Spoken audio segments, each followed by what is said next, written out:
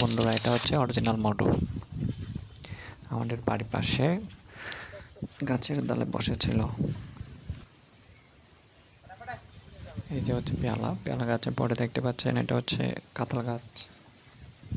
ওই যে দেখা যাচ্ছে কাঁঠাল গাছের ডালে মৌচাক। এই যে জুম করে দেখা যাচ্ছে কিনা, আর এই দেখেন জুম করে।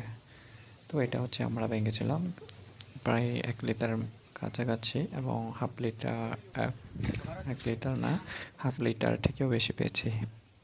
যাদের লাগবে অবশ্যই জানাবেন।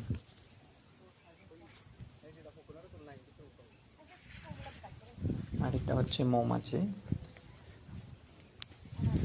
বসার জন্য এখানে উঠতেছে গাছের ডালে।